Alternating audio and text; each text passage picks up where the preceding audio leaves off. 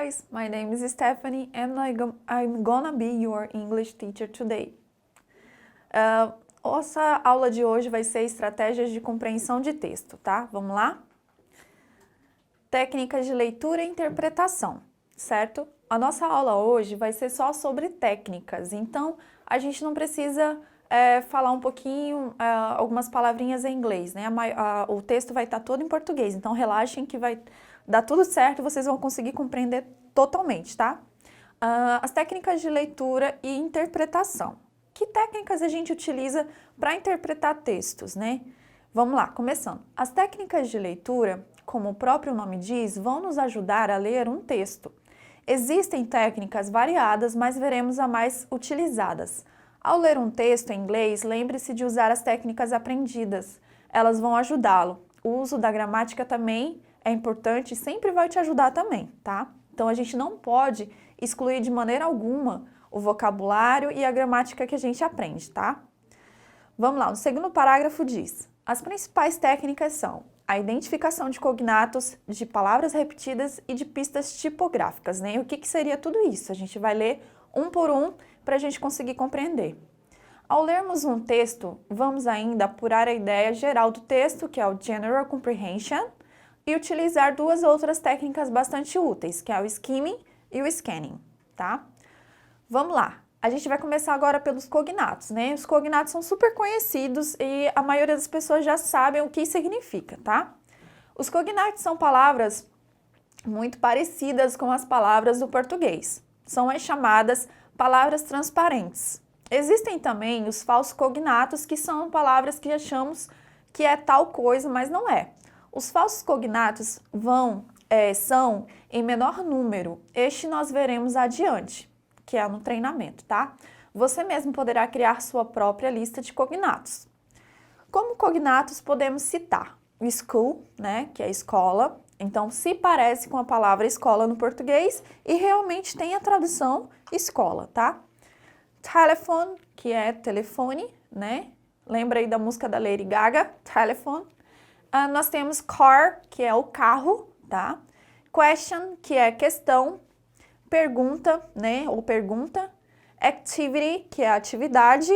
E training, né? Que é treinamento, ou treino, né? Vamos lá, palavras repetidas, né? A gente tem que aproveitar também todas as palavras do texto que são repetidas e a gente já viu lá na frente. Aliás, anteriormente, a gente já viu a tradução dela.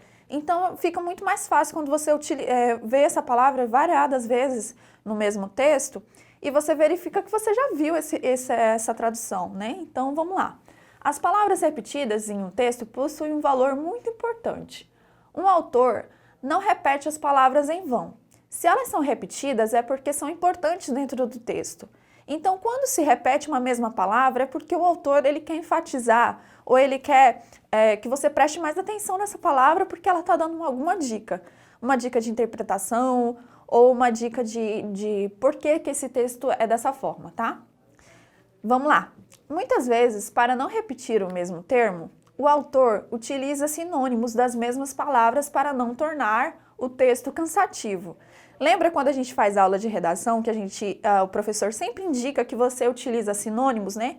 E o que são sinônimos? Só para a gente relembrar e vocês não ficarem boiando, tá? Sinônimos são todas as palavras que são parecidas com outras, têm o mesmo significado, mas não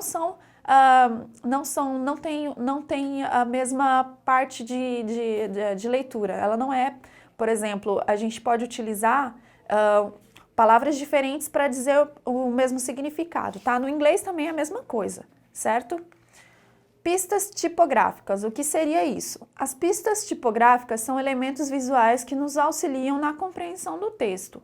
Atenção com datas, números, tabelas, gráficos, né, figuras, são informações também contidas no texto. Os recursos de escrita também são pistas tipográficas. Por exemplo, a gente tem um exemplozinho aí em verde, vocês podem reparar. 3 pontos indicam a continuação de uma ideia que não está ali exposta. Negrito, dá destaque a algum termo ou palavra. O itálico também destaca um termo menos importante que o negrito, tá? As aspas salientam a importância de alguma palavra e os parênteses introduzem uma ideia complementar ao texto, certo? Vamos lá agora para General Comprehension, tá? General Comprehension é a ideia geral do texto, tá? A gente vai ver um pouquinho mais sobre isso. A ideia geral de um texto é obtida com o emprego das técnicas anteriores, selecionando-se criteriosamente algumas palavras, termos e expressões no texto. Poderemos chegar à ideia geral do texto. Por exemplo, vamos ler o texto abaixo e tentar obter a General Comprehension deste parágrafo. Vamos lá. O texto vai estar em verde para vocês não se perderem, tá? Distance education takes place when a teacher and students are separated by physical distance and technology. Aí nós temos algum exemplo: voice, video and data.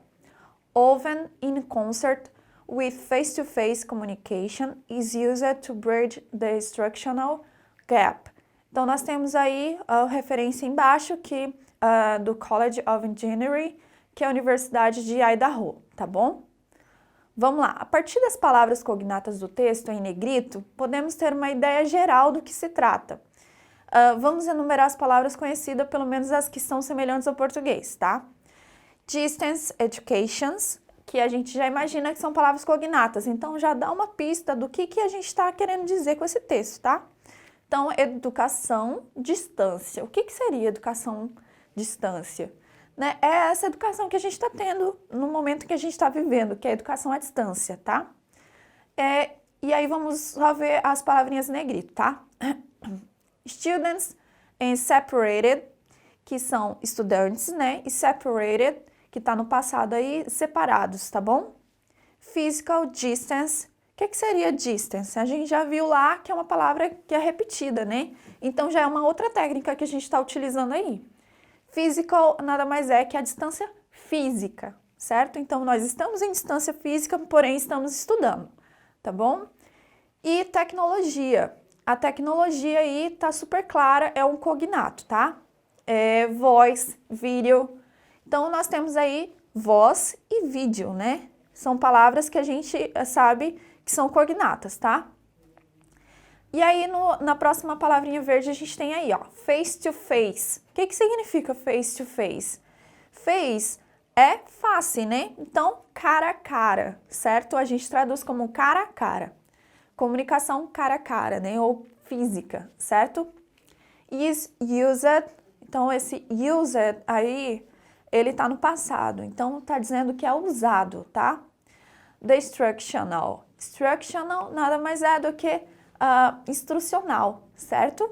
Então, olha só, são palavrinhas que são repetidas e a gente utiliza também o quê? As palavras cognatas, tá? Então, a gente utilizou duas técnicas aí bem conhecidas, tá? Vamos lá para o skimming. Essa aqui é a parte que eu mais gosto, do skimming e do scanning. Skim, em inglês, é deslizar a superfície, desnatar. Daí vem o skimmed milk, né? Que é o leite desnatado. Passar os olhos por cima. A técnica de skimming nos leva a ler um texto superficialmente. Aí você fala, mas como é que a gente lê um texto superficialmente? Você vai passar os olhos por cima e vai ver as palavras que você reconhece. Palavras que você conhece, o vocabulário que você está familiarizado, certo? Vamos lá, utilizar essa técnica significa que precisamos passar os olhos por sobre o texto, lendo algumas frases aqui e ali, procurando reconhecer certas palavras e expressões que sirvam como dicas na obtenção de informações sobre o texto, tá? Então, a gente vai dar uma lida no texto, vai pegar algumas palavrinhas que a gente conhece, as palavras-chave, você dá uma olhadinha ali, fala, olha, eu conheço essa palavra, é um vocabulário que eu já estudei na escola. Então, essas dicas aí vai fazer com que você compreenda o texto, tá? Vamos lá para o próximo? O próximo nada mais é do que scanning, tá? E o que é scanning? Vamos lá? Scan, em inglês, quer dizer examinar, sondar, explorar, tá? O que faz um scanner? O que faz um scanner? Né? Uma varredura, não é certo? O scanner, ele não faz uma varredura, ele vai muito minuciosamente para cada detalhe. Então, é isso, tá? Com a técnica de scanning, você irá fazer uma varredura do texto, procurando detalhes e ideias objetivas. Então, aqui já é uma leitura mais minuciosa, uma leitura mais detalhista, tá bom? Vamos lá. Let's practice. Essa parte aqui do Let's practice, vocês vão pesquisar em livros, revistas, artigos, blog, small tests, que são textos pequenos, né?